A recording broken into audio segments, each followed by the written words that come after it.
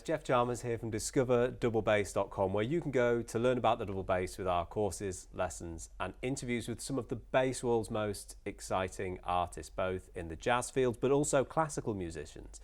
And our guest today is an esteemed soloist, renowned educator and a principal bass player of the National Opera de Paris. It gives me great pleasure to welcome Thierry Barbe. Welcome, Thierry. It's a pleasure to see you. Well, to share some things. Thank you so much for joining us today. Thank you. Tell us a little bit about, before we get started with the conversation, about where you teach and where you perform. Where are the institutions that you're mostly working for? So mostly I teach in the Conservatoire National Superior de Musique de Paris, CNSM DP, in Paris. And so I also teach in Saint-Maur Conservatoire, National Regional Conservatory. And it's very important for me to teach in both conservatory because I can prepare people to go from one to another. It's very important. And also I play in my orchestra, Principal Bass, and I have, for instance, now Fin de Partie from Courtag, and I have nice solo, expressive solo. I am very happy to do that. And so in my orchestra, I'm very happy because every people are talented. So the opera orchestra is very specific because we always are listening to the singers, and it's always expressivity first. Yes. And that's also part of my nature. I would say that my instrument is an extension of myself. Even in the orchestra, I will always have expressive sound because I like it. I mean vibrato, bow, and so for me, bass is not a machine to produce sound like a tool. Even in the orchestra, or of course in solo music, it's part of me. It's very important. So the bass is an extension of yourself. This is wonderful, and of course, in the opera orchestra, it's a really renowned, part of the music world here in Paris. And am I right that you shared a stand with the great François Rabbath, who I believe you maybe studied with? And maybe before we get into your interpretation, you could back us up a bit and talk about your experience with meeting François. In fact, when did you first meet the maestro? Yeah, of course, François Rabbath was my colleague. Yes. I met him in the orchestra, and of course, I would say he tried immediately to attract me. Yes, François is very generous, and he wants to share a lot of things technically, and so I was happy to play with him. For instance, the famous passage in this one.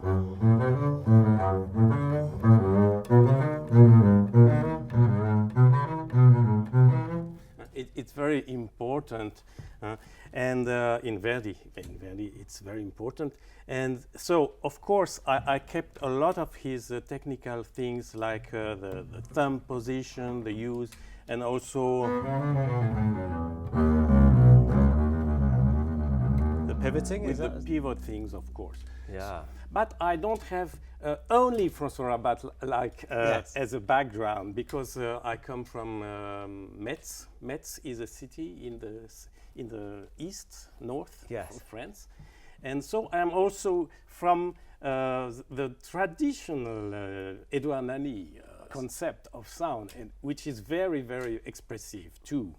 And of course, my first professor was Mr. Maurice Leblanc. He had a fantastic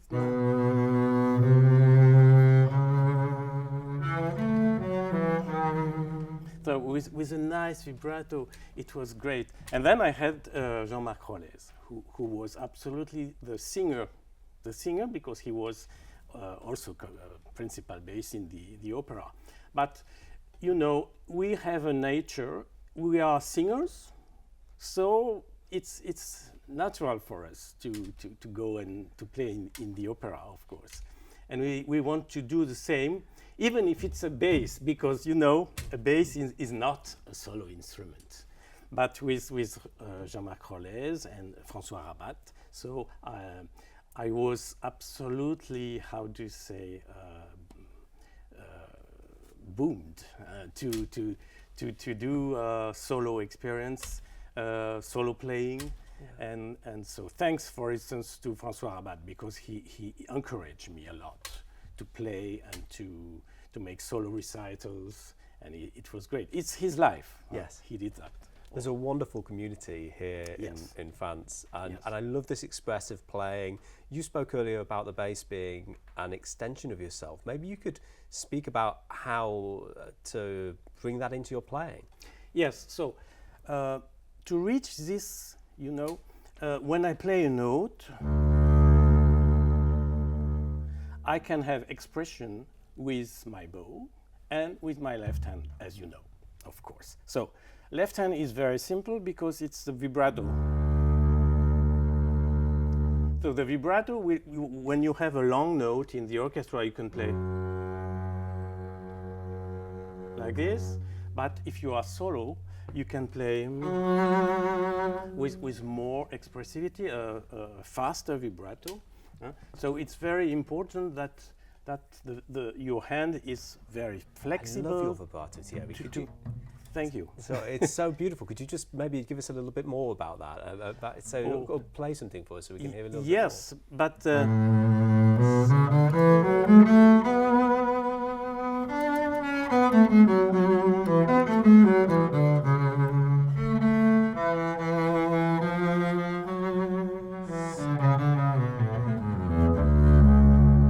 like this. Huh?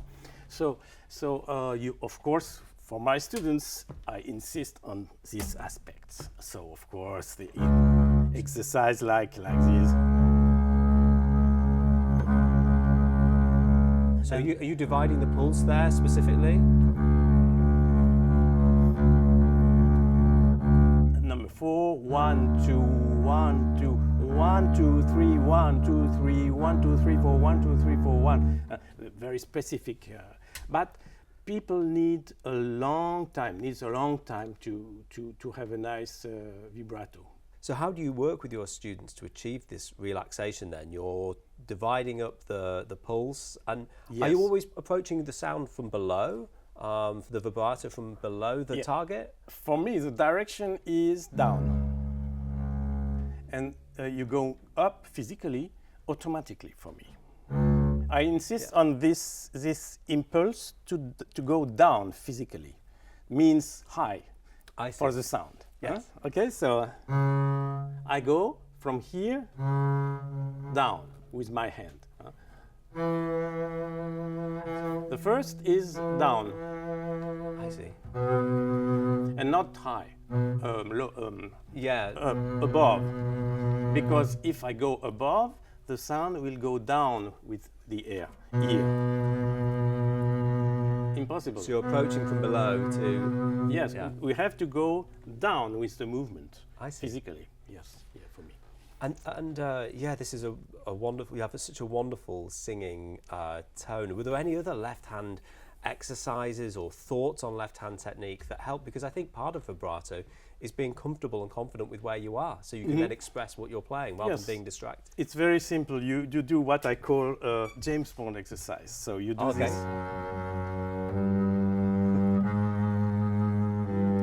And then go. Without the thumb. And with the thumb also.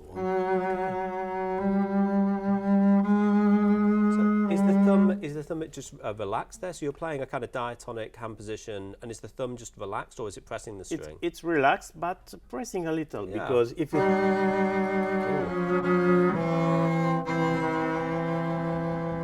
You have to be able to press it if you need. Huh? So it's very important to be relaxed, not thinking that every fingers have to press. For instance, when I play 2, I can relax, release my number 1. Okay. I can relax 1 and 2. For instance, in diatonic position, I can reach, my hand are not so big. So I can reach because I release my number 1 and 2. And also here. I'm not obliged to keep number one. For instance, in l'Ancien Concerto,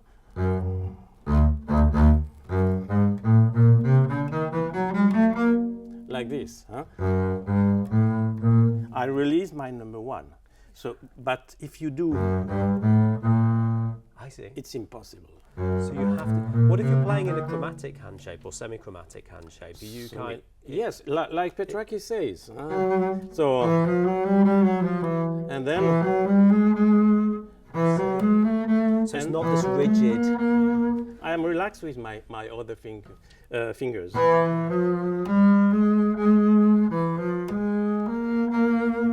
It's also possible. This is coming from François Rabbath. But not only, I think the idea to release this finger, number one, principally, saved me. Because if I wanted to keep number one, it was not possible for me. I don't have such a big hand with long fingers like him. Okay, so but you know, left hand is not the only thing.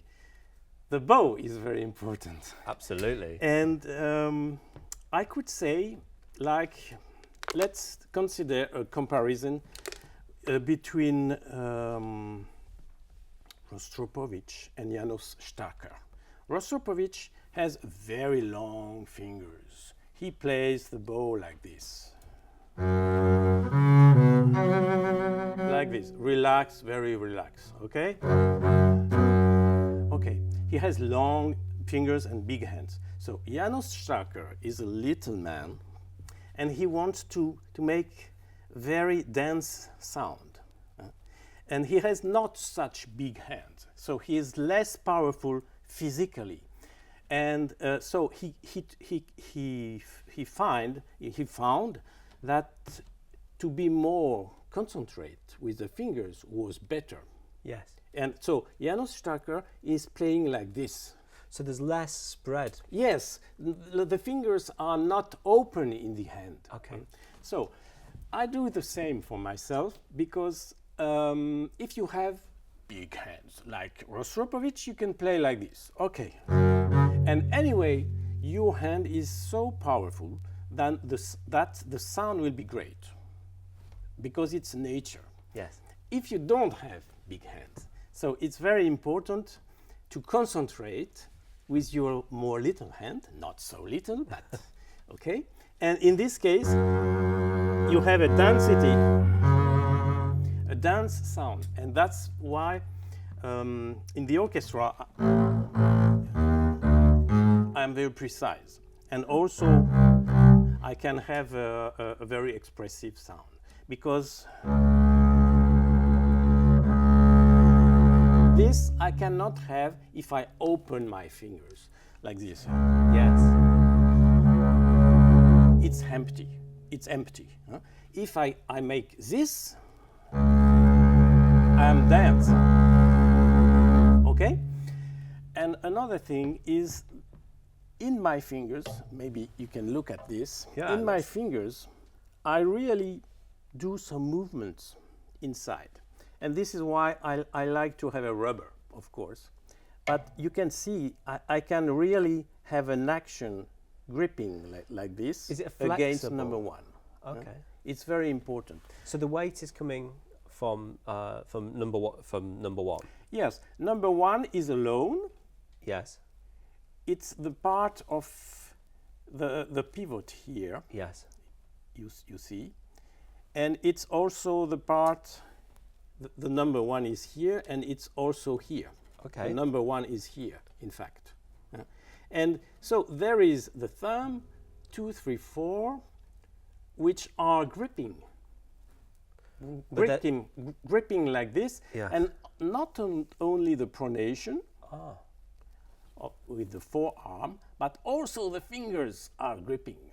You see, and that's why I think I'm expressive, because during the sound, you see, you can listen maybe.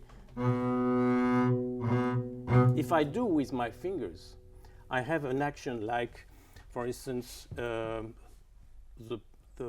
mouth for the trumpet players or Yes. something. So with the lips, I have something to do in the trumpet. Sorry, and it's exactly like this. With my fingers, I can feel a lot of things. That's very important.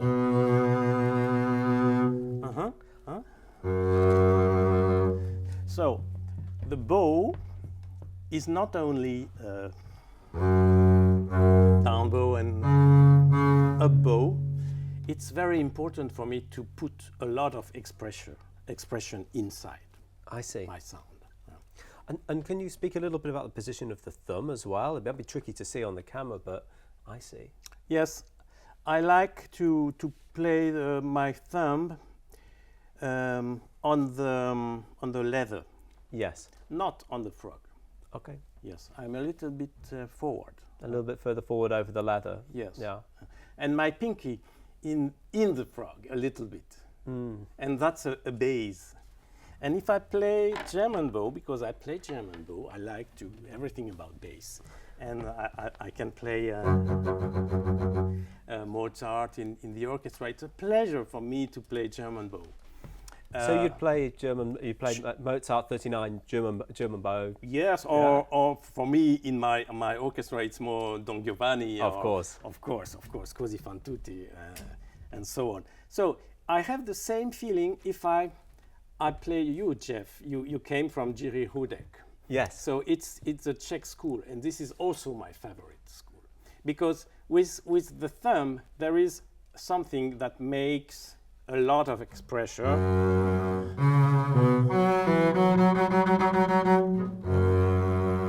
The same, and number one, of course, but the fact that the thumb is like this and not like this. Yes. Yes. Absolutely. This is more Streicher. I would say a more common sound, and with this quality, I have immediately a nice sound that I like. So that's why I prefer this Czech school grip for the German bow. I was first shown that by Georgi Sinsievsky, who I believe is probably a friend and colleague of yours, the principal bass player of the Multiple. Yes. And then he was also taught by Jerzy, and Yes. and so it gets passed on Okay, and also don't forget Catalin Rotaru, oh, absolutely. my great friend, and I Yes. think I got this from him. Oh.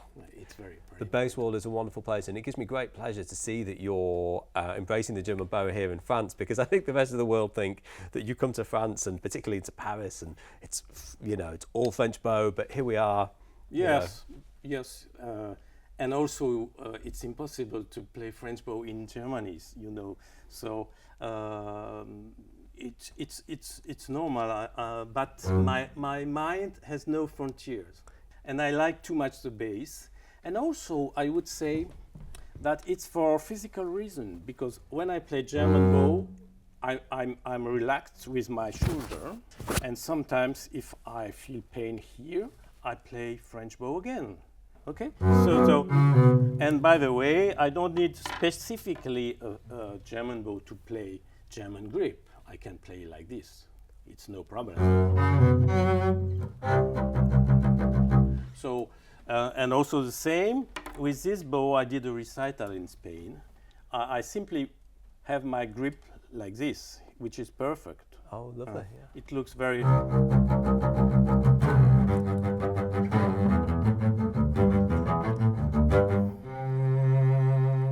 Like this. It fits. My grip fits to French or German bow.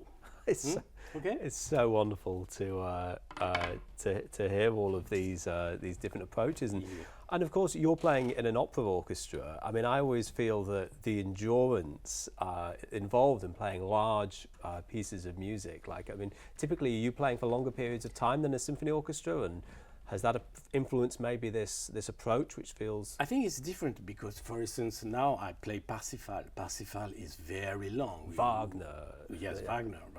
Of course, we don't play too much, but some operas from Wagner are very long, and it's very tiring.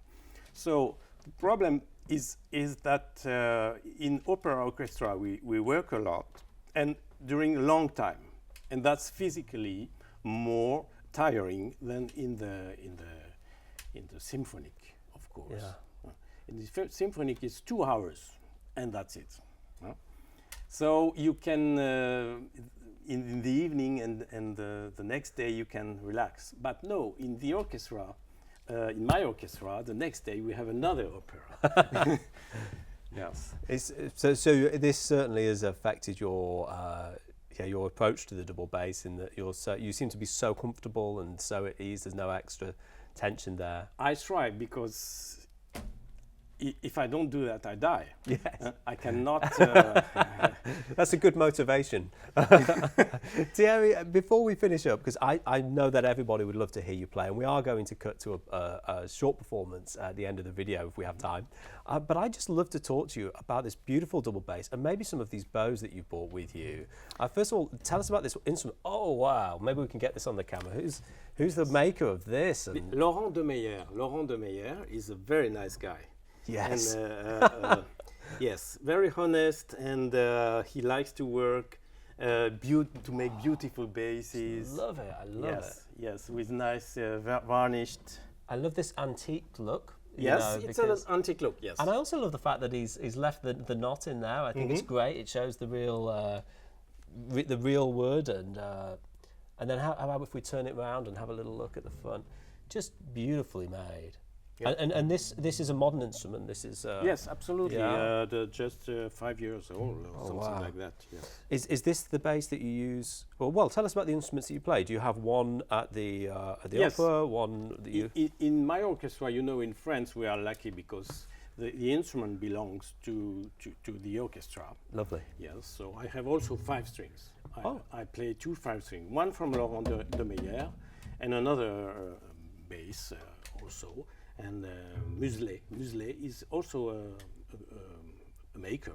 We have a lot of makers in France. I didn't know that you played 5-string as well. I would have guessed it would be extension. So it's lovely to hear. No. In France we prefer 5 strings. Yeah. Yes, okay. We have, but in the National Orchestra they have extensions. But I prefer 5 strings. Yeah. You like that feel, and tell us about the strings that you have on, and would you use this one are Eva Pirazzi, because round sound and powerful sound, and this is solo tuning, of course, and so I have also specific regulation, like the viola da gamba. We might be able to see this here. It's quite low down, but the tailpiece is actually very high. Yes. So it's to reduce the tension. Angle. This is coming from Quenoir with François. Yes. We had a good analysis of the Quenoir bass.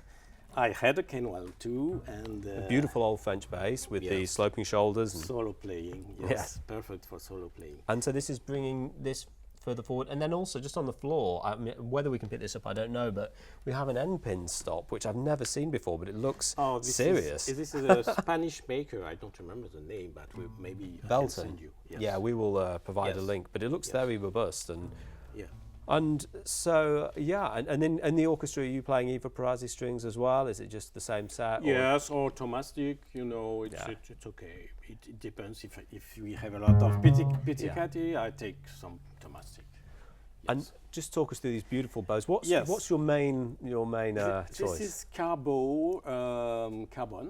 Carbone. It's also a French maker in Carbone, and Carbone is a nice guy too. And my concept is that you are not obliged to have very expensive old bows like a Bazin or Usha. Also in the orchestra, it's very fragile because of the music stand. So this is nice, and the sounds is nice. Okay, and I have this one is normal size. And I also have a longer size. You have 2 carbon fiber bows, I see. Yes. Okay. Because my concept in solo playing in that we need a long bow. And by the way, generally German bows are longer than French bows, so I don't think it's normal. So your French bow is longer than this one is longer, yes. And I also have one with wood. and it's also longer. Could we hear the difference in sound with the wooden bow Yes. and the carbon? And the carbon, yes. Yeah. 2 notes.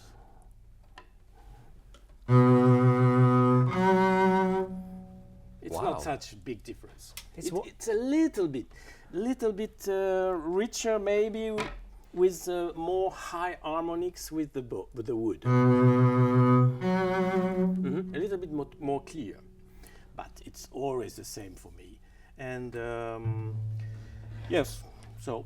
Well, it's a beautiful sound that you're making, incredibly expressive, and I love this concept of the bass is an extension of yourself. And when you walked in, it was one of the first things that we were discussing what to talk about, and I'm so pleased that we did, Thierry. It's been a real honour and a pleasure for me to meet you. Where can people go to find you online? I believe that you have your website, and tell us a little bit about where people can connect with you, and then maybe we can hear you perform. Yes, I'm not so organized, you know. And I don't have time enough. But anyway, you can watch me and hear me on YouTube, my YouTube channel. So please, this is my main YouTube.